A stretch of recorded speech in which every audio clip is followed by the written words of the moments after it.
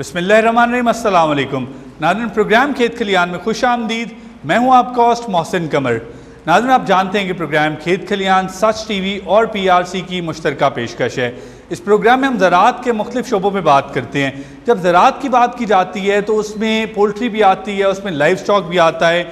आज का प्रोग्राम हम इंतहाई डिफरेंट प्रोग्राम है जो आपके लिए लेकर आ रहे हैं, और मैं आपको ये बताता चलूँ कि किसी भी पाकिस्तानी टीवी चैनल पे ये पहली दफ़ा होगी कि बाकायदा एक प्रोग्राम किया जा रहा है इस खूबसूरत स्पीशी पे जो आप इस वक्त मेरे सामने देख रहे हैं। ये एक रैबिट है, इसको अंगोरा रैबिट कहा जाता है। आप देख सकते हैं कि ये कितना खूबसूरत रैबिट है। कहा जाता है कि पूरी दुनिया में ये रैबिट सबसे खूबसूरत है। इस वक्त हम लोग NARC की एक फैसिलिटी में मौजूद हैं जहाँ पे कंट्रोल्ड एनवायरनमेंट में इस रैबिट को रखा जा रहा है। हमारे साथ प्रोग्राम में शरीक हैं जावेद इकबाल साहब, आप असिस्टेंट साइंटिफिक ऑफिसर हैं और आप ये सारे का सारा प्रोग्राम देख रहे हैं। जो अंगोरा रैबिट्स आपको इस वक्त नज़र आ रहे हैं, ये पाकिस्तान में अंगोरा रैबिट्स की जो अभी इस वक्त देखभाल है वो जावेद इकबाल साहब करें। अस्सलाम वालेकुम sir. Sir, thank you very much. आप सबसे पहले तो मैं आपका शुक्रिया अदा करूँ कि आपने ये इतने खूबसूरत स्पीशीज़ जो हैं वो हमें देखने का मौका दिया, और उसके साथ साथ जो करोड़ों नाजरीन इस वक्त अपने टेलीविजन सेट्स पे स्पीशीज़ देख रहे हैं उनको ये मौका मिल रहा है। सो ये बताइए कि ये अंगोरा रैबिट, मैंने नाम तो बता दिए, इससे ज़्यादा शायद हम इसके बारे में नहीं जानते हैं, और मेरे साथ साथ बहुत सारे पाकिस्तानी हैं जो कि अंगोरा रैबिट के बारे में इससे ज़्यादा नहीं जानते हैं। तो ये बताइए कि ये अंगोरा रैबिट क्या है, किधर की स्पीशी है, और पाकिस्तान में NARC की फैसिलिटी में ये क्या कर रहे हैं? बिस्मिल्लाहिर्रहमानिर्रहीम। अंगोरा रैबिट जो है, अंगोरा गोट का नाम तो आपने सुना होगा कि अंगोरा गोट। हमने ये अंगोरा रैबिट प्रोग्राम शुरू किया है पाकिस्तान के अंदर। ये बेसिकली जो है बुनियादी तौर पर तुर्की से जो है ये स्पीशीज़ निकली है, उसके बाद पूरी दुनिया के अंदर जो है ये फैल गई है। अब इसके अंदर जो है जर्मन अंगोरा रैबिट भी है, इंग्लिश अंगोरा रैबिट भी है, जायंट अंगोरा रैबिट भी है। तो ये हमने पाकिस्तान ज़री तहकीकाती कौंसिल ने पहली दफ़ा जो है ये नेपाल से 20 रैबिट इंपोर्ट किए थे, क्योंकि इंटरनेशनल मार्केट के अंदर इसके बाई प्रोडक्ट्स जो है बहुत महंगे जा रहे थे। तो इसको एज ए जो है इनकम जनरेशन प्रोग्राम के तौर पर हमने सोचा ज़री तहकीकाती कौंसिल ने कि इसको शुरू किया जाए। तो इसके कौंसिल ने इसको जो है 20-22 रैबिट जो है नेपाल से इंपोर्ट किए। उसके बाद इसके ऊपर हमने साइंटिफिक तरीके से काम शुरू किया। ठीक। सो ये बताइए कि इस वक्त जो मेरे सामने अंगोरा रैबिट्स नज़र आ रहे हैं, मैं देख सकता हूँ केजेस में और भी डिफरेंट कलर्स के अंगोरा रैबिट्स हैं। ये जो 3 रैबिट्स नज़र आ रहे हैं, इनमें से क्या ये एक ही स्पीशी है, इनकी डिफरेंट इकसाम है, और इंपोर्ट जो किए गए थे वो कौन से रैबिट्स थे? इंपोर्ट जो है, जो हमने इंपोर्ट किए थे वो ये रैबिट थे। ठीक। ये हमने वाइट कलर में जो है इसकी आप देखें रेड आइज़ हैं, और ये हमने नेपाल से इंपोर्ट किए थे। और नेपाल से इंपोर्ट करने के बाद फिर हमें लकीली यहाँ पे एक पेट्स का बिजनेसमैन था, उसके पास सिर्फ फीमेल अंगोरा थी, लेकिन ब्राउन कलर में थी, लेकिन वो जानता नहीं था कि इसकी अहमियत क्या है। सही। तो हमने फिर उसके साथ एक MOU करके उससे वो लेके आए इधर, और फिर यहाँ पे हमारे साइंसदानों ने इसके ऊपर क्रॉस ब्रीडिंग तजर्बात करके इसके मुख्तलिफ तरीके जो है कलर्स में, जो नेचुरल कुदरती कलर में, वैसे तो डाई करना पड़ता है इसके वूल को, क्योंकि बुनियादी तौर पर इनको पालना हमने वूल के मकसद के लिए। सही। तो वो हमने, ये हमारी कामयाबी है कि हमने कुदरती कलर्स में। ठीक। नाज़रीन, मैं आपको ये बताता चलूँ कि जिस तरह डॉक्टर साहब जिस तरह बात करें जावेद साहब कि ये वूल के लिए पाले जाते हैं, आप देख सकते हैं कि इनकी वूल जो है वो कितनी ज़्यादा घनी है।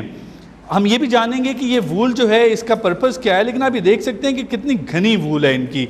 आप इस रैबिट को, वाइट रैबिट को देखिए, बहुत फ्लफ़ी है, बहुत घनी इसकी जो वूल है, ये बिल्कुल आपके हाथों में आती है। ये जो ग्रे कलर का है, इसकी वूल सबसे ज़्यादा इस पे वूल है, और शायद मैं कहूँ कि जो भेड़ होती है, भेड़ से ज़्यादा वूल इस वक्त इस रैबिट पर पाई जा रही है। सो डॉक्टर साहब, इस वूल की वजह से ये तो अब बहुत गर्म इनका टेम्परेचर होगा। भेड़ की बात की है ना, ये रैबिट जो अंगोरा रैबिट है, ये पर केजी वेट के हिसाब से सबसे ज़्यादा वूल मुहैया करता है। ठीक। भेड़ में आप देखें, उसमें और इसमें ये फ़र्क है कि ये अंगोरा रैबिट पर किलोग्राम अपने वज़न के हिसाब से दूसरे जानवरों के अगर तनासब करें तो इसकी वूल ज़्यादा होती है। सही। तो मुझे ये बताइए, जब इतनी ज़्यादा इसके ऊपर वूल है, इतना बड़ा कवर है, तो पाकिस्तान जैसे गर्म मुल्क में कैसे सरवाइव करेंगे? ये जो है हमारे जो इलाके KPK के हैं, आज़ाद कश्मीर के हैं, गिलगित बल्दिस्तान में हैं, ये बेसिकली वहाँ पे जो है हम इनको डेवलप कर सकते हैं कोऑपरेटिव फार्मिंग के तौर पे। सही। और दूसरा ये कि ये मैक्सिमम जो है 30 डिग्री टेम्परेचर तक आप इसको रख सकते हैं। उससे ज़्यादा जो है वो इसको जो है आप ये सर्वाइव मॉर्टेलिटी आ जाती है।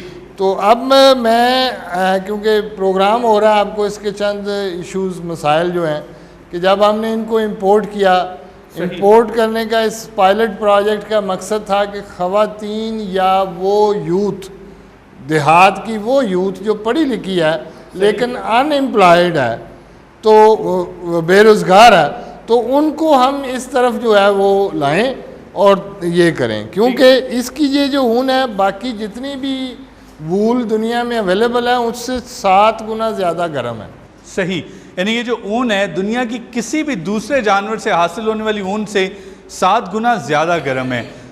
इसका मतलब है कि ये ज़्यादा गर्म होने की वजह से, नायाब होने की वजह से महंगी भी ज़्यादा होगी। महंगी भी है, और दूसरा ये है कि ये इसका कोई साइड इफ़ेक्ट जो है इंसानी जिस्म पे, यानी जल्द की बीमारी या कोई ऐसा खारिश, ये वो इससे किसी किस्म के मसाइल नहीं होते हैं। लाइट वेट है, लाइट वेट है, और इसलिए अब ये है कि इसमें जो मसाइल हैं कि इसको हम 3 से 4 माह के बाद हर रैबिट से इसकी शेयरिंग करते हैं। ठीक है, वूल की शेयरिंग जो है 3 से 4 माह के अंदर अंदर जो है वो करते हैं। क्योंकि इस तरह हम साल में जो है वो 3 दफ़ा जो है इससे वूल हासिल करते हैं। सही, साल में 3 दफ़ा वूल हासिल की जाती है।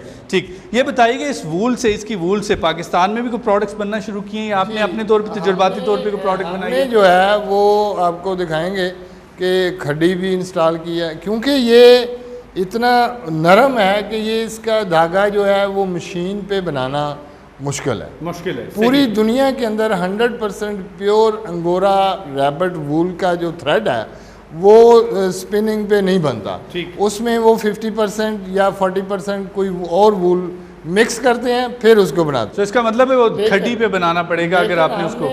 इसका धागा जो है वो इसको हैंडीक्राफ्ट में बदल दिया। सही। इसको जो है हमने चरखे से इसका धागा बनाया। सही।